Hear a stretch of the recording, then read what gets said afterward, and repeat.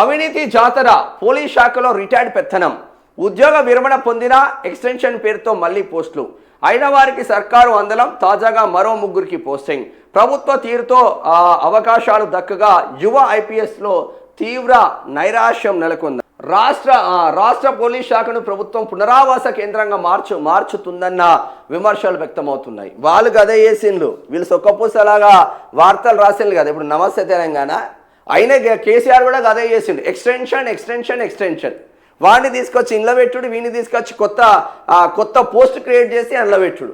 ఏమనంటే వానికి వీడు బాసిగా ఇదేం రోగం రానంటే కేసీఆర్ ఏది చేసిండో రేవంత్ రెడ్డి అదే చేసిండు. కానీ మనం చేస్తే సంసారం అయిపోయింది, మంది చేస్తే వ్యభిచారం అయిపోతుంది.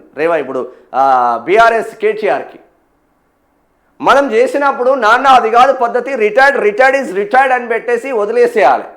కానీ వాళ్ళని తీసుకొచ్చి మళ్ళీ నువ్వు పెట్టుకోలే సలహాదారులు కానీ రేవంత్ రెడ్డికి అదే చేస్తుంది. ఇద్దరిది తప్పే. ఉద్యోగ విరమణ పొందిన వారిని ఎక్స్టెన్షన్ పేరుతో మళ్ళీ కొనసాగిస్తుండడంతో కొత్త వారికి అవకాశాలు దక్కకుండా పోతున్నాయి.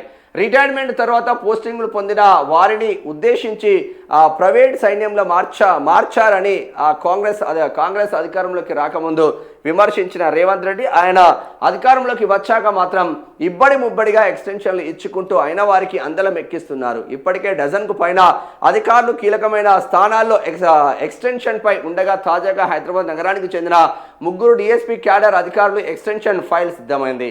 ఈ పరంపర ఇలాగే కొనసాగితే తమకు పదోన్నతులు కష్టమేనంటూ ప్రభుత్వం తీరును యువ ఐపీఎస్ తీవ్రంగా ఆక్షేపిస్తున్నారు. ఏళ్లకేండ్లు అవే పోస్టులు గత కొంతకాలంగా రిటైర్డ్ అయిన వారు ఏదో ఒక విధంగా ప్రత్యేక అధికారులుగా మళ్ళీ వచ్చి చేరుతున్నారు. ఐపీఎస్ అధికారులకు కేటాయించే పోస్టుల్లో కూడా రిటైర్డ్ అయిన వారే కొనసాగుతూ ఉండడంతో ఇదే శాఖలోని కొత్త వారికి మాత్రం అవకాశాలు దక్కడం లేదు. ఏళ్లకేళ్లు వారే తిష్టవేయడంతో పోలీస్ శాఖ పునరావాస కేంద్రంగా మారిందన్న విమర్శలు పెద్ద ఎత్తున వస్తున్నాయి. అర్హత సామర్థ్యం ఉన్న వారికి పోస్టింగ్లు ఇస్తే పర్వాలేదు, ఒక్కొద్దరు మినహాయింపు ఇవ్వచ్చు. కానీ అర్హత ఉన్నా లేకపోయినా సమర్థతను చూడకుండా చాలా రొటీన్గా ఎక్స్టెన్షన్లు ఇచ్చేస్తున్నారు. వీరికి తొలుత ఒక ఏడాది వరకు కాంట్రాక్ట్ అని ఉంటుంది. ఆ తర్వాత వీరిని తొలగించేవారు ఉండరు.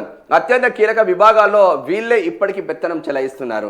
రిటైర్డ్ అయినా అవే పోస్టుల్లో ఉండడంతో వారి అవినీతి అక్రమాలు కూడా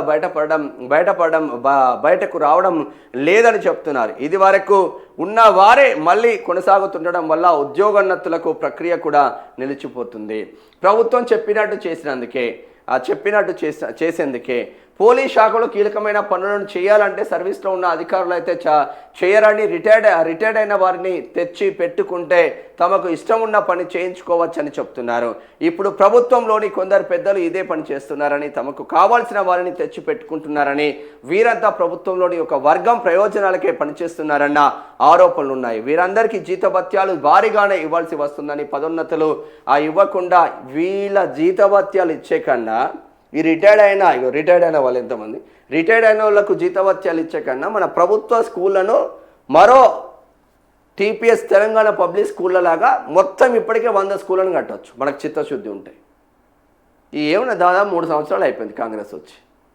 వీళ్ళందరూ ఎందుకు ఏమని పీకి గట్టలు కడుతున్నారు వీళ్ళంతా ప్రభుత్వానికి? ఎందుకు వీళ్ళంతా? శివదార్ రెడ్డి డీజీపీగా రిటైర్డ్ అయ్యిండు, మళ్ళా సలహాదారు అయ్యిండు. సందీప్ షాండిల్య టీఎస్ న్యాబ్లో సలహాదారు అంట. కమల్ హాసన్ రెడ్డి ఈ రిటైర్డ్ అయ్యాడు, ఇప్పుడు ఐసీసీసీ ఇన్ఛార్జ్ అంట. ఏఆర్ శ్రీనివాస్ విజిలెన్స్ ఇన్ఛార్జ్ అంట. దయానంద్ రెడ్డి ఎస్ఐబి. వీళ్ళందరూ ఎక్స్టెన్షన్లు ఎందుకు అంటున్నాం? Chandrashekar CI cell, Shivakumar intelligence, Venugopala Rao CI cell, Shivashankar Reddy police welfare, Vishwaprasad TGPSC సభ్యుడు nominated post, D Uday Kumar Reddy ఆరోగ్య భద్రతలు. వీళ్ళు ఇప్పుడు లేకపోతే, ఈ అధికారులు లేకపోతే ఇంతకుముందు వ్యవస్థలే నడవలేదానే? పోలీస్ డిపార్ట్మెంట్లో రిటైర్డ్ అయినట్టు పోతే కొత్త వాళ్ళు నడిపించలేదా? వాళ్ళే నడిపించాలి ఇప్పటికి. ఇంకా అంటే యువ ఐపీఎస్లు లేరా? నెంబర్ ఆఫ్ క్యాండిడేట్లు ఉన్నారు కదా రాష్ట్రంలో, దేశంలో. అంటే మీరు చేసిన అవినీతి బయటపడద్దు అని చెప్పేసి మళ్ళా సలహాదారులతో పెత్తనం కొనసాగిస్తున్నారా ప్రభుత్వం అయిపోయేదాకా? వాళ్ళకి ఇచ్చే జీతభత్యాలు, వాళ్ళు తీసుకునే కమిషన్లు, వాళ్ళకి ఇచ్చే జీతభత్యాలు, వాళ్ళు చేసే అవినీతిని తెలంగాణ రాష్ట్రంలో ఉన్న ప్రభుత్వ స్కూళ్ళను మొత్తం మార్చొచ్చు మీకు ఆ చిత్తశుద్ధి ఉంటే పాలనలో.